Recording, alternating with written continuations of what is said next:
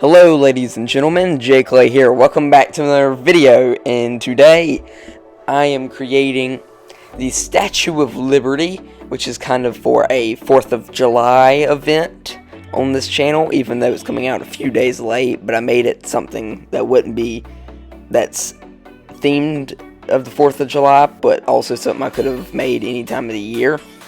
So that's just in case it came out a few days late, which it did. And this video was made over the course of a few days, so the camera angle is probably going to change quite a bit, but that's okay. So this video, I start out with just covering my aluminum, stick I've created with clay. The design was somewhat similar to my first video, Julius Caesar, in the sense that I had to make the robe and give it the clothing wrinkles had to look correct to give the flow of the robe, to make it look realistic. So I'm going to get into that in just a minute. Before I even get to that, I have to add the arms and everything like that. I had the head of the Statue of Liberty later on, but I'll go ahead and add the arms, and then I'll work on the robe afterwards.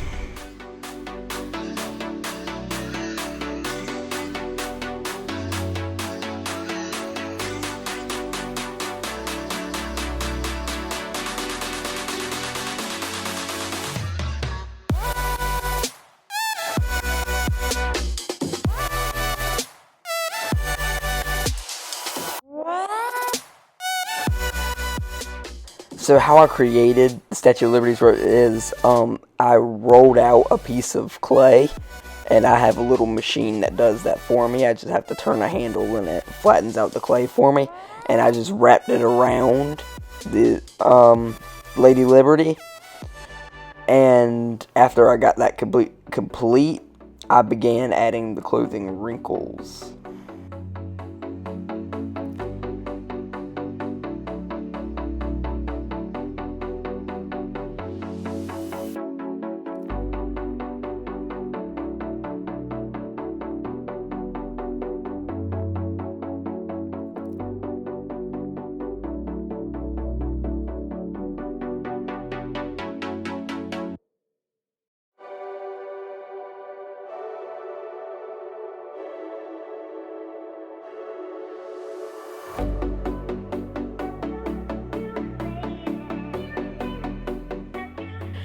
Okay, so this is when the tedious part began. I'm now adding all the wrinkles, and I knew it was going to be coming. Julius Caesar took quite a while to create.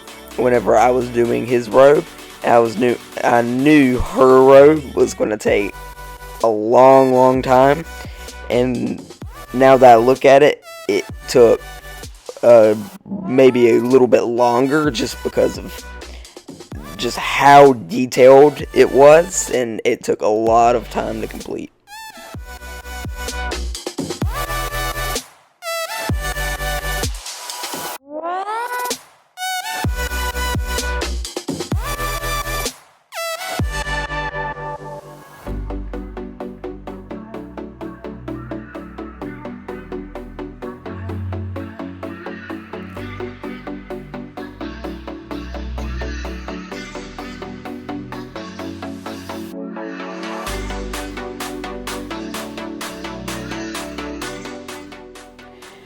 Now, it may look like I have a lot of progress on this robe, and I actually don't, because I have to do the entire backside too. So, I had that in mind whenever I was doing it.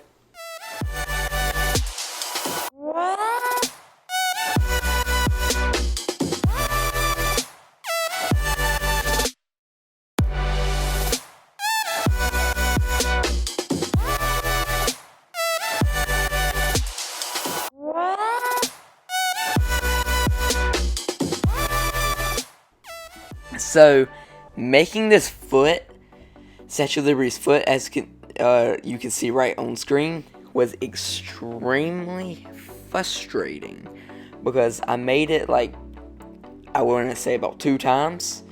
that doesn't sound like a lot, but that foot, I just had to keep. It was very hard because I've never really made a barefoot before, so it was a learning experience of getting it to look good. And since I've done it now, probably be able to do it better in the future. Probably not the best foot ever made, but it was my first, so I gotta learn somewhere.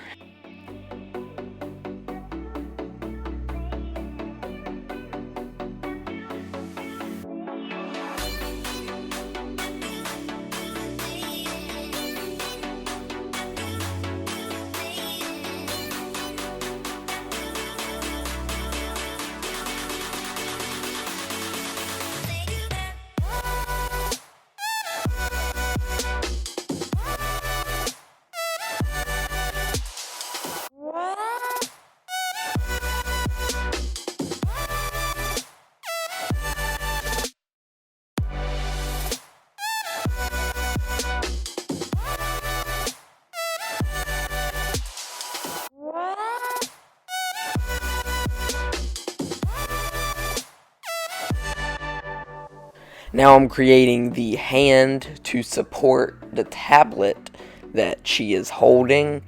And many clay creators have mixed opinions about creating hands. I personally don't really mind making a hand, especially compared to that foot. I didn't like making the foot, but the hand wasn't that bad.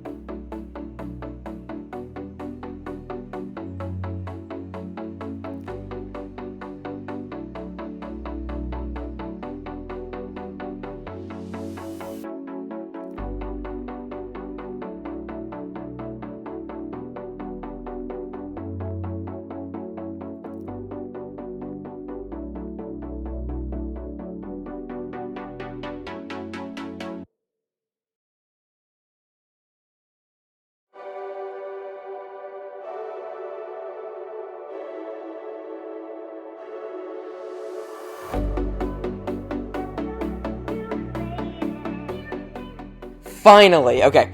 So now I'm working on something besides the robe. I'm completely done talking about that robe. Woo! Okay. So here's the arm, and this is the arm that holds up the torch. And of course, to hold the torch, I had to create the hand to hold it. And there we go. I got the hand, and I'm pretty happy on how the torch came out.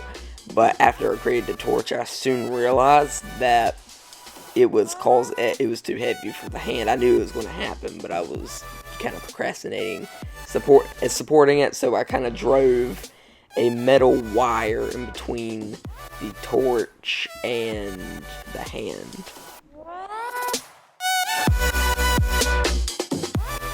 Alright, skipping slightly into the future, I got the bare bones of the head complete, and now I'm adding the eye sockets and the eyes. Go ahead and get that done. I was just making sure I copied the statue completely.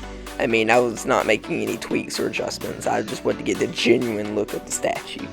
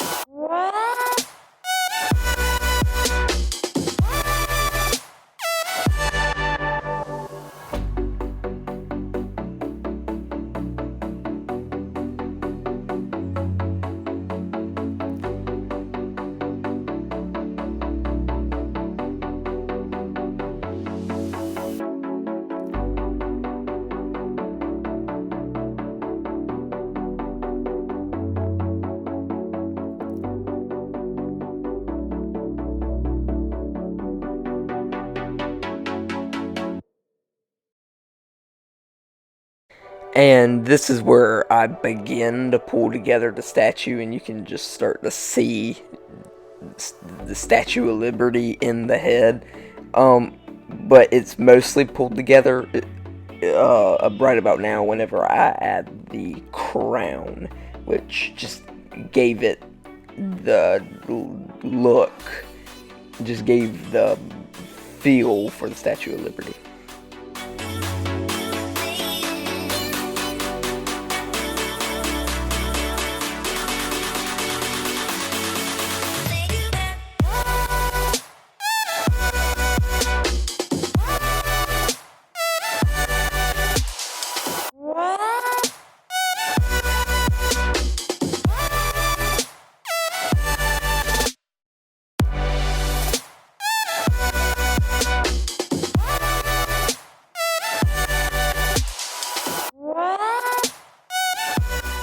One of the problems I had in mind when making this is if one of the spikes on the crown began to bend or become deformed in the oven, which surprisingly none of them did, so I'm thankful for that.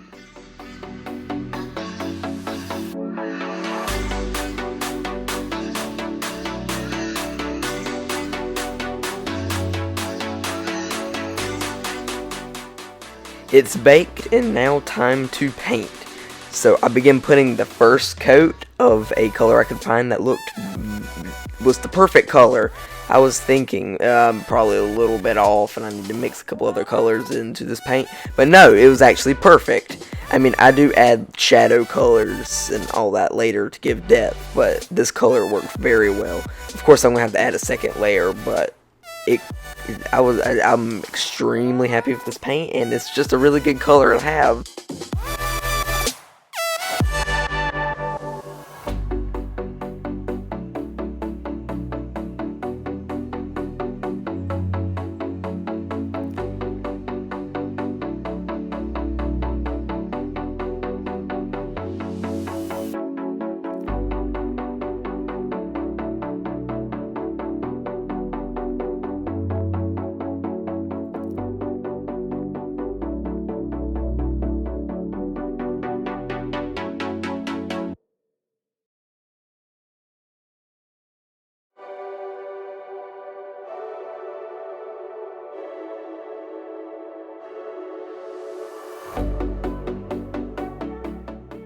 And look at that. That about wraps it up, painting the torch.